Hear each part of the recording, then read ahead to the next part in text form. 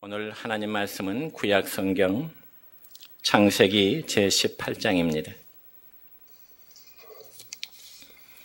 창세기 18장 1절부터 15절에 있는 말씀까지 봉독해 드리겠습니다. 여호와께서 마므레의 상수리 나무들이 있는 곳에서 아브라함에게 나타나시니라. 날이 뜨거울 때 그가 창막문에 앉아 있다가 눈을 들어본즉 사람 셋이 맞은편에 서 있는지라. 그가 그들을 보자 곧 창막문에서 달려나가 영접하며 몸을 땅에 굽혀 이르되 내 주여, 내가 주께 은혜를 입었사오면 원하건대 종을 떠나지 나가지 마시옵고 물을 조금 가져오게 하사 당신들의 발을 씻으시고 나무 아래에서 쉬소서. 내가 떡을 조금 가져오리니 당신들의 마음을 상쾌하게 하신 후에 지나가소서. 당신들이 종에게 오셨음이니이다. 그들이 이르되 내 말대로 그리하라. 아브라함이 급히 장막으로 가서 사라에게 이르되 속히 고운 가루 세 수알을 가져다가 반죽하여 떡을 만들라 하고, 아브라함이 또 가축되어 있는 곳으로 달려가서 기름지고 좋은 송아지를 잡아 하인에게 주니 그가 급히 요리한지라. 아브라함이 엉긴 젖과 우유와 하인이 요리한 송아지를 가져다가 그들 앞에 차려놓고 나무 아래에 모셔 섬에 그들이 먹으니라. 그들이 아브라함에게 이르되 내 아내 사라가 어디 있느냐? 대답하되 장막에 있나이다. 그가 이르시되 내년 이맘때 내가 반드시 내게로 돌아오리니 내 아내 사라에게 아들이 있으리라 하시니 사라가 그 뒤 장막문에서 들었더라. 아브라함과 사라는 나이가 많아 늙었고 사라에게는 여성의 생리가 끊어졌는지라. 사라가 속으로 웃고 이르되 내가 노쇠하였고 내 주인도 늙었으니 내게 무슨 즐거움이 있으리요? 여호와께서 아브라함에게 이르시되 사라가 왜 웃으며 이르기를 내가 늙었거늘 어떻게 아들을 낳으려 하느냐? 여호와께 능하지 못한 일이 있겠느냐? 기한이 이를 때 내가 내게로 돌아오리니 사라에게 아들이 있으리라. 사라가 두려워서 부인하여 이르되 내가 웃지 아니하였나이다. 이르시되 아니라 내가 웃었느니라. 아멘. 사랑과 축복의 메시지 나누겠습니다. 사랑하고 축복합니다. 사랑하고 축복합니다. 오늘은 구약 성경 창세기 18장 1절부터 15절에 있는 말씀을 중심해서 여호와께 능하지 못한 일이 있겠느냐라는 제목으로 말씀을 선포하고자 합니다. 여러분, 우리 사람들의 몸이라고 하는 것은 항상 건강한 것이 아니고 때로는 병들 때도 있습니다. 그래서 어떤 분은 스스로 생각하기를 자기의 건강만큼은 정말 믿고 살았는데 어느 순간에 아주 중한 병이 들었다고 하는 그러한 진단을 받게 되기도 합니다. 그와 마찬가지로 우리의 믿음이라고 하는 것도 항상 건강하고 또 든든한 것이 아니라 때로는 의심하는 믿음을 가질 때가 있고 심지어는 믿음에 배반하는 삶으로 살아가게 되는 경우도 있는 것입니다. 예를 들자면 예수님의 제자들의 모습이 그와 같은 경우입니다. 특별히 예수님의 제자들은 무려 3년 동안이나 예수님과 함께 동고동락을 했던 사람들입니다.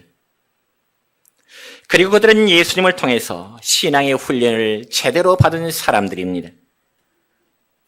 그럼에도 불구하고 신약성경 마태복음 26장 31절의 말씀 보면 예수님은 제자들과 함께 마지막 최후의 만찬을 드시는 자리에서 제자들에게 이런 말씀하십니다. 오늘 밤에 너희가 다 나를 버리리라. 오늘 밤에 너희가 다 나를 버리라고 주님께서 제자들에게 말씀하실 때 제자 중에 수제자인 베드로의 반응이 어땠을까요? 그러면서 마태복음 26장 33절의 말씀 보면은 베드로는 예수님의 말씀 앞에 이러한 반응을 보입니다. 같이 읽습니다. 베드로가 대답해 이르되 모두 주를 버릴지라도 나는 결코 버리지 않겠나이다. 여러분, 베드로의 이러한 다짐은 자신이 다른 동료 제들과 비교해서 뭔가 다르다고 하는 것을 은연중에 드러내고자 하는 그러한 욕심이었습니다.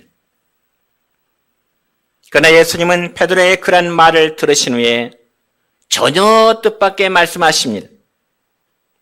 바로 마태복음 26장 34절의 말씀을 보면 이렇습니다. 시작. 내가 진실로 네게 이르노니 오늘 밤 닭 울기 전에 내가 3번 나를 부인하리라. 아멘. 여러분, 이 말씀이, 예수님의 이 말씀이 아마 베드로에게는 아주 충격적으로 들렸을 것입니다. 왜냐하면 다른 사람은 몰라도 자신만큼은 절대로 주님을 부인하지 않겠다는 그런 확신이 베드로의 마음속에 있었기 때문에 그렇습니다. 그래서 베드로 역시 가만히 있지 아니하고 예수님의 말씀에 대해서 또다시 새로운 반응을 나타냅니다. 뭐라고 반응했을까요? 바로 마태복음 26장 35절의 말씀 보면은 베드로는 예수님 앞에 이렇게 반언합니다. 시작. 내가 주와 함께 죽을지언정 주를 부인하지 않겠나이다. 여러분, 이 얼마나 멋진 베드로의 말입니까? 첫 번째 다짐은 자기 동료 제자들이 모두 주님을 버린다 할지라도 베드로 자신만큼은 저는 절대로 예수님 버리지 않겠습니다. 그렇게 다짐했던 베드로가 두 번째 말은 이렇습니다. 예수님과 함께 죽더라도 절대로 자신은 예수님 부인하지 않겠습니다. 예수님 떠나지 않겠습니다. 예수님을 모른다고 하지 않겠습니다. 베드로의 그 말에 다른 제자들도 역시 질서를 하나같이 말하기를, 성에 보니까 모든 제자도 그와 같이 말하니라. 다른 모든 제자들도 마치 베드로의 고백처럼 그렇게 말하고 있다는 것입니다. 참 멋지지요. 여러분, 저의 간절한 바람은 우리 성도들 중에도 정말 이러한 다짐을 할 수 있는 성도가 좀 많았으면 하는 그런 바람을 가져옵니다. 자, 그렇다면 베드로를 중심한 다른 제자들이 그들의 다짐대로 정말 예수님의 죽음에 다 동참했을까요? 결론은 그렇지 않았다고 하는 점입니다. 그렇게 3년 동안이나 제자로서 예수님으로부터 훈련을 받았고 또 이적과 권능을 행했던 제자들이었지만 막상 예수님의 십자가 앞에서는 그들 스스로 뿔뿔이 다 흩어지고야 말았습니다. 그러니까 그 뜨겁던 신앙의 열정이 배신이라고 하는 그런 결과를 맛보게 된 것입니다.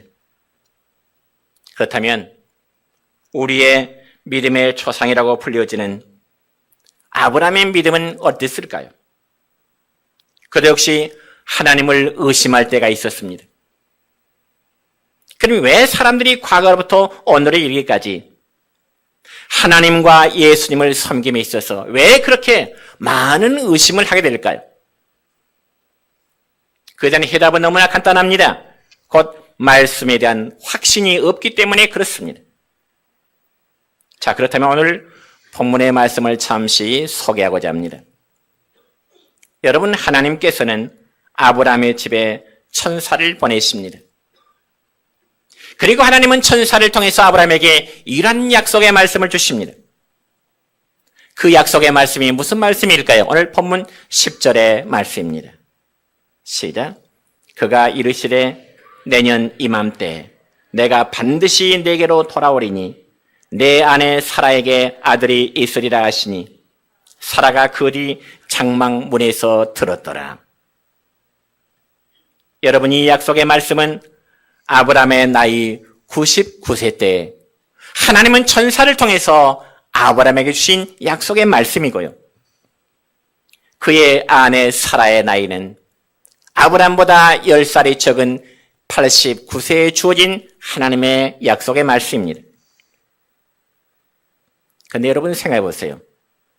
남자의 나이 99세, 그리고 여자의 나이 89세라면 신체적으로 볼 때 노인 중에 극노인 아니겠습니까? 그런데 하나님은 천사를 통해서 그들 부부에게 말씀하시기를 내년 이맘때쯤엔 너희의 부부에게 아들을 주시겠다는 것입니다. 여러분 한번 생각해 볼까요? 하나님이 아무리 천사를 보내서 주신 말씀이라 할지라도 100세가 다 된 노인 부부에게 아들을 주시겠다는 그 말씀을 믿기가 과연 쉬울까요?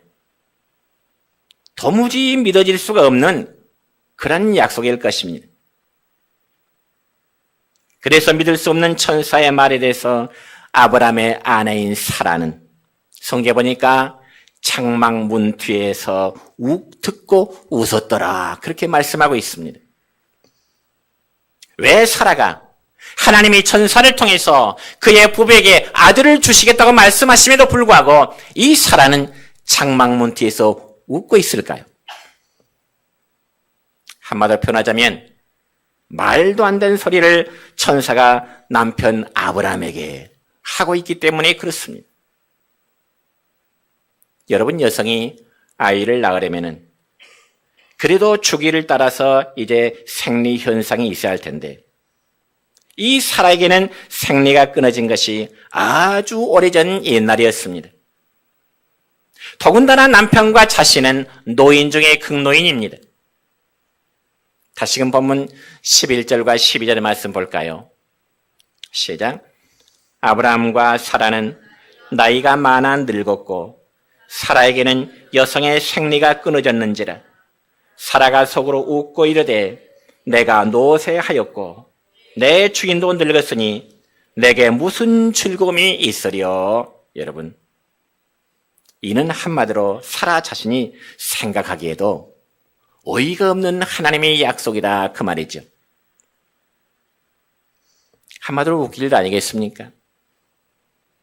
남편이 100세 되던 해에, 자신의 나이 90세 되던 해에 하나님이 그들 부부에게 아들을 주신다니 웃겨도 보통 웃길 만한 일 아니겠습니까? 그때 하나님께서는 아브라함과 사라에게 말씀하십니다. 너희들이 왜 웃느냐? 너희들이 왜 웃느냐? 여호와께서 능히 하지 못할 일이 있겠느냐? 그렇게 말씀하십니다. 그러나 이 시간 우리는 여호와께서 능히 하지 못한 일이 있겠느냐, 이 말씀을 가지고 함께 은혜를 나누고자 하는데, 첫째는 여호와께 능하지 못한 일이 있겠느냐 말씀은 하나님께서 오늘 우리 모든 사람들에게 물으시는 질문이십니다. 여호와께서 하지 못할 일이 있을까요? 이런 질문을 성경에서 오늘 우리 각자에게도 주시는 말씀입니다.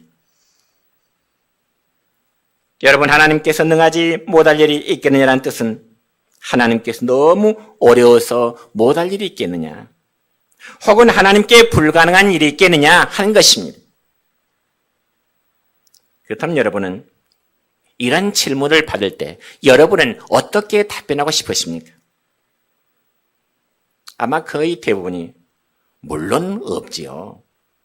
하나님께는 모든 것이 가능합니다. 아마 이렇게 답변하실 것입니다.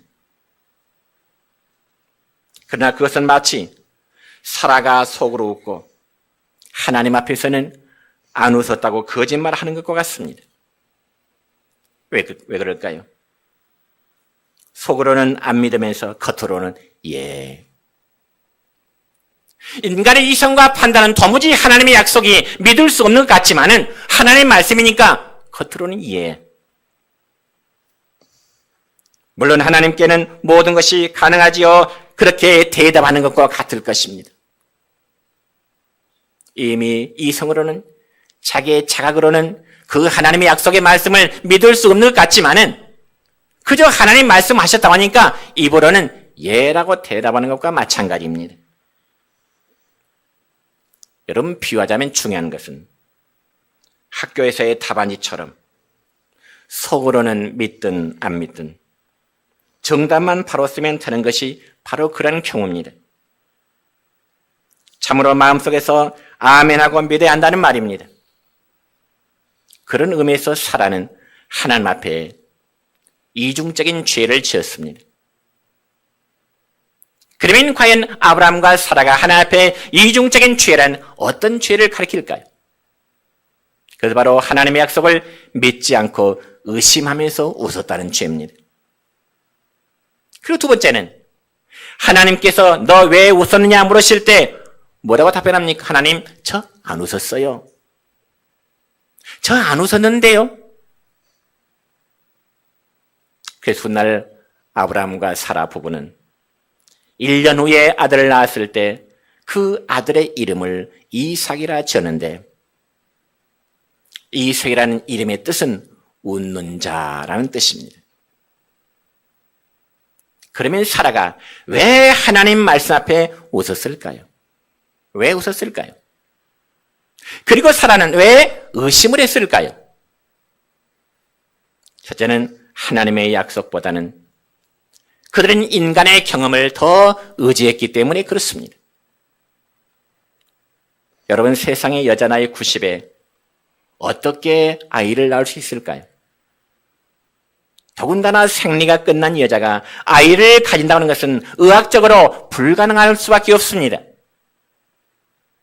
그렇기 때문에 어떤 면에서 사라의 웃음은 일반적으로 볼 때 당연한 웃음일 것입니다.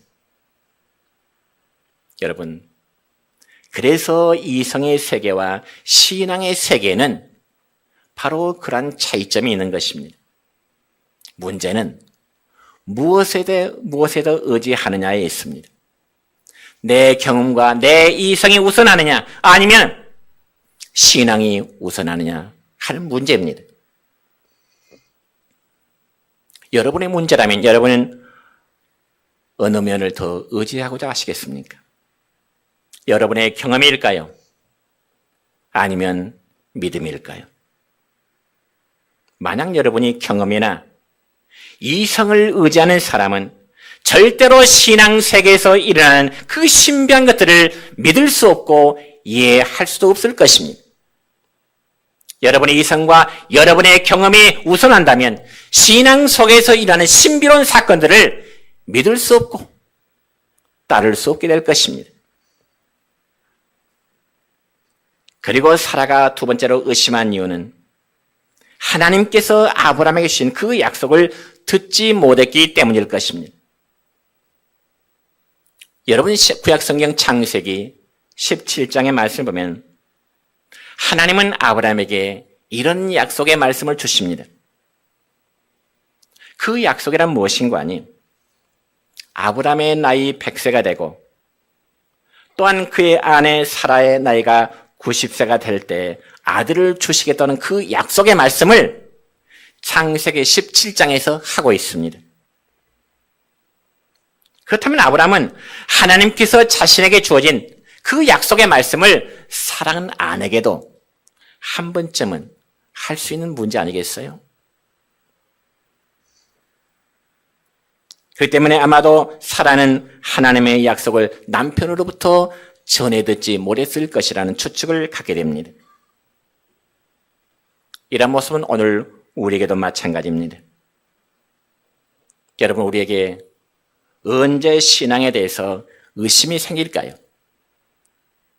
그것은 하나님의 약속을, 하나님의 신실하신 말씀을 듣지 않았을 때, 하나님의 말씀을 우리가 늘 접하지 아니할 때, 믿음의 생활을 수십 년 해도 확신을 갖지 못하는 겁니다.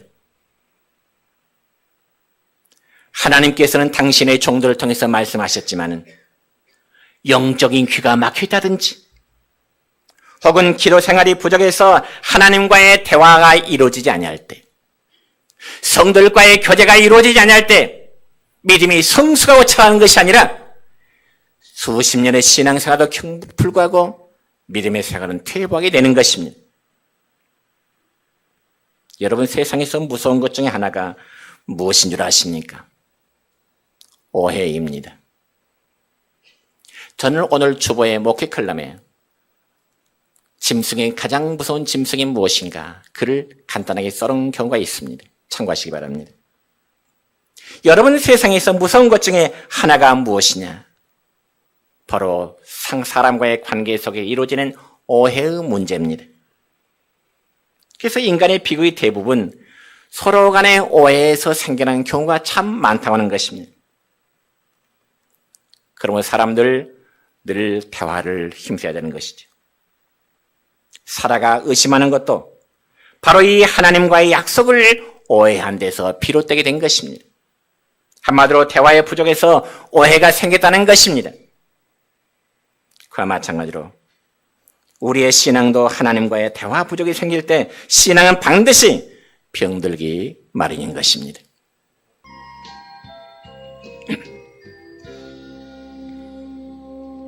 지금껏 내가 한 일이 주를 위한 일이었는지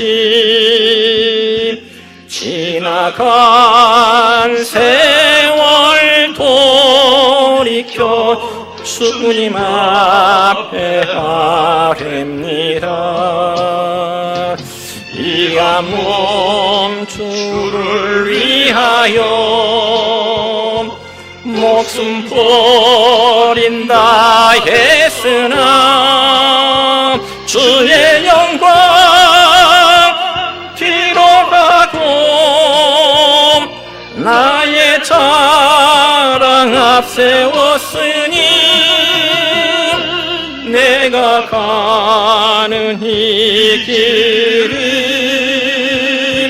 주를 위한 것보다 예수 이름만 파는 가론 유다와 같습니다. 한평생 주를 위하여 변함없이 살겠다던 베드로 같은 믿음이 내게도 있었습니다. 그러나 지금 내 맘속엔 오염과 교만만 있고 주님 지신 십자가는 짐이 된다 벗었습니다. 내가 가는 이 길이 주를 위한 것보다 율법만을 세우는 바리새인과 같습니다. 세 번째로, 왜 사라가 의심했을까요? 그것은 바로 하나님을 바로 알지 못했기 때문인 것입니다. 여러분, 책에 보니까 이런 내용이 있어서 소개합니다. 한 번은 영국의 포트란 대주교가 배를 타고 저 넓은 대서양을 횡단하고 있었습니다. 그런데 이 포트라는 주교에게는 아주 중요한 귀중품을 가지고 있었는데 자기와 함께 방을 쓰고 있는 그 사람을 도무지 믿을 수가 없었습니다. 그래서 이 포트란 대주교는 그 배 격리과장을 찾아가서 자기의 귀중품을 좀 맡아달라고 하는 그런 부탁을 했습니다.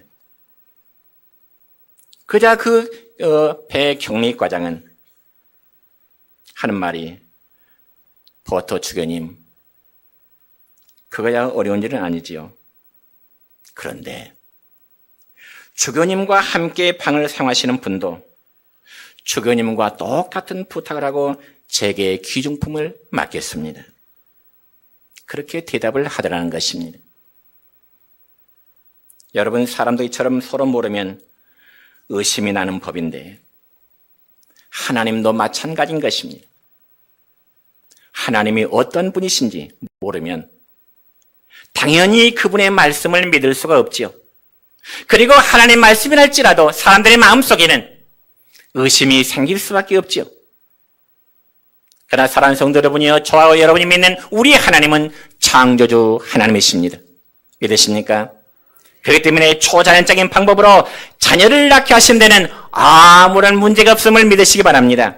그러나 많은 사람들은 이 전능하신 하나님을 바로 깨닫지 못하고 있다는 데 문제인 것입니다. 혹시 여러분들의 마음에 하나님을 향한 의심이 있으신가요? 하나님을 믿으시기 바랍니다. 그래서 신약성경 히브리서 11장 6절의 말씀 보면은 하나님에 대해서 이렇게 말씀하고 있습니다. 믿음에 대해서 시작. 믿음이 없이는 하나님을 기쁘시게 하지 못하나니 하나님께 나가는 자는 반드시 그가 계신 것과 또한 그가 자기를 찾는 자들에게 상 주시는 이심을 믿어야 할지니라. 아멘. 사랑하는 성도 여러분이요, 우리는 하나님의 존재하심을 믿으시기 바랍니다. 그리고 하나님은 우리의 행한 대로 갚으시는 하나님이심을 또한 믿으시기 바랍니다. 그럼에도 사라는 이러한 신앙을 가지고 있지를 못했던 것입니다. 그래서 구약성경 예레미야 선지자는 예레미야 32장 17절에서 이렇게 말합니다. 시작. 주 여호와여, 주께서 큰 능력과 펴신 팔로 천지를 지으사오니 주에게는 할 수 없는 일이 없으시니라. 아멘. 뿐만 아니라 우리 주님도 마가복음 9장 23절의 말씀 보면 이런 말씀을 하신 적이 있습니다. 시작. 할 수 있거든이 무슨 말이냐? 믿는 자들에게는 능히 하지 못할 일이 없느니라. 아멘. 그러므로 지금도 하나님은 저와 여러분에게 묻고 계십니다. 하나님께 능치 못하실 일이 없는데 왜 그런 하나님을 바로 믿지 못하느냐고요. 성도 여러분이요, 우리 하나님께 불가능이 없다는 사실을 믿으시기를 축원합니다. 그렇기 때문에 우리는 하나님을 향하는 확신이 있어야 된다는 거죠. 하나님은 살아계시고 그 하나님은 능력이 많으신 전능하신 분이십니다. 우리를 사랑하고 계시고 돌보고 계신다는 그 확신을 가지시기를 축원합니다. 두 번째로 여호와께 능하지 못한 일이 있겠느냐는 질문은 이제는 우리가 우리 자신에게 물어봐야 될 질문입니다. 내가 내 자신에게, 여러분 자신에게 물어야 될 질문이라는 것이죠. 왜냐하면 우리는 하나님의 전능하심을 단지 머리로만 믿고 지식으로만 믿을 때가 많기 때문에 그렇습니다. 그러나 여러분의 기독교의 시작은 하나님의 전능하심을 마음으로 믿는 데서부터 기독교는 시작이 되어지는 것입니다. 그래서 우리는 예배를 드릴 때마다 우리의 신앙을 사도신경으로 고백하지요. 어떻게 뭐라고 신앙 고백합니까? 우리의 믿는 바의 하나님은 어떤 하나님? 전능하사 천지를 만드신 하나님 아버지를 누가 믿는다? 내가 믿사오며. 그분은 전능하신 하나님, 천지 창조를 말씀을 하신 하나님, 그분을 내가 믿는다고 고백하잖아요.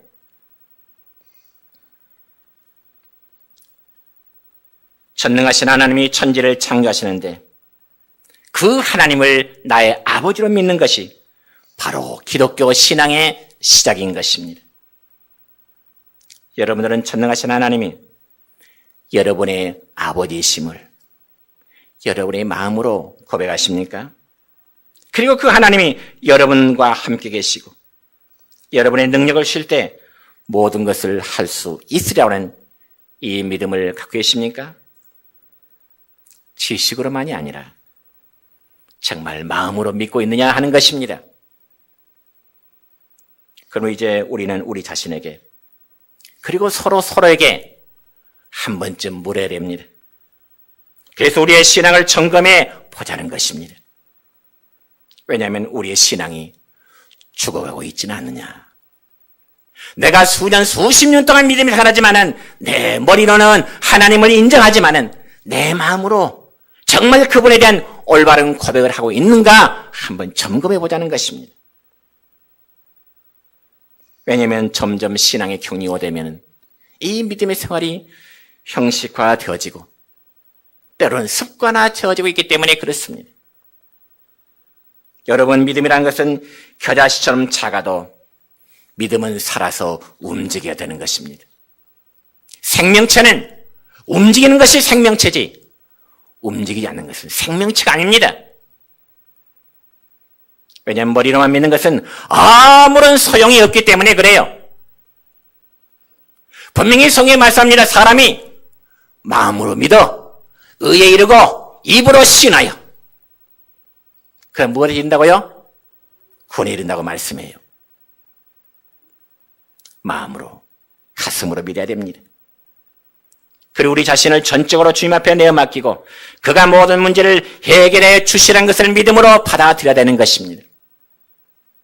여러분, 일반적으로 사람들은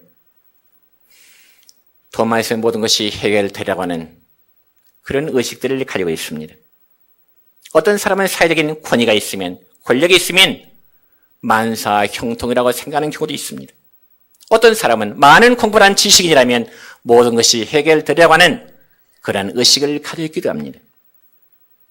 그러나 우리의 삶의 해결자는 오직 천지를 창조하신 하나님 한 분뿐이심을 믿으시기를 축원합니다.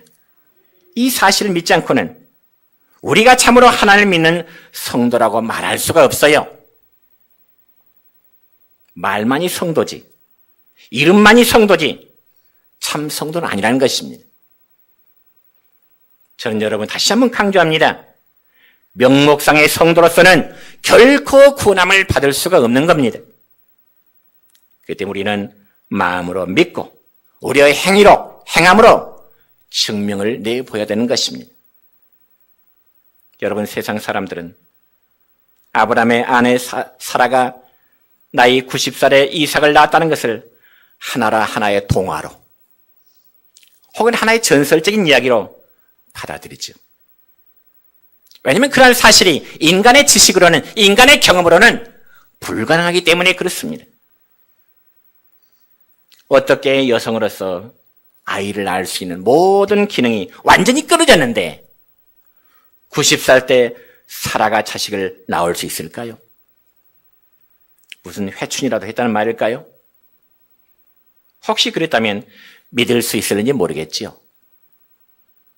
그러나 사라가 90세 아들 이삭을 낳았다는 것은 회춘해서 아들을 낳음이 아니고 이미 하나님께서 25년 전에 아브라함에게 약속했던 그 약속이 때가 되면 이루어진 것입니다. 어느 날 갑자기 하나님 말씀하신 게 아니에요. 그러므로 이러한 사실이 비록 우리의 이성으로는 이해하기 어렵지만 성경에 기록된 하나님의 말씀이기 때문에 하나님이 아브라함에 주신 그 약속이, 애언의 약속이 성취되었기 때문에 우리는 믿음으로 받아들일 수밖에 없는 것입니다. 그 때문에 이 시간 우리도 우리의 문제를 하나님께 맡겨보십시다. 그러면 해결되라 믿습니다. 그리고 의심하지 마십시다. 90살 된 노인에게 내년에 아들을 낳게 되는 하나님의 말씀에 의심하지 않을 사람이 과연 누가 있겠습니까? 그래서 사라는 그 말 듣고 대기는 뭐가 돼? 하나님이 천사를 통해서 그 남편 아브라함에게 말씀을 주고 계실 때 이 사라는 문 뒤편에서 아마 속으로 킥킥 웃었다는 거죠.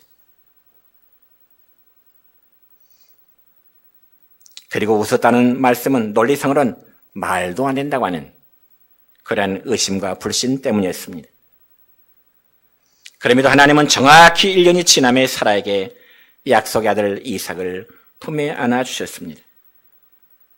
그럼 우리는 그 하나님을 믿자는 것입니다. 비록 우리의 생각으로는 맞지 않을지라도 하나님의 약속은, 그리고 하나님의 능력은 변함이 없다는 사실을 믿으시기 바랍니다.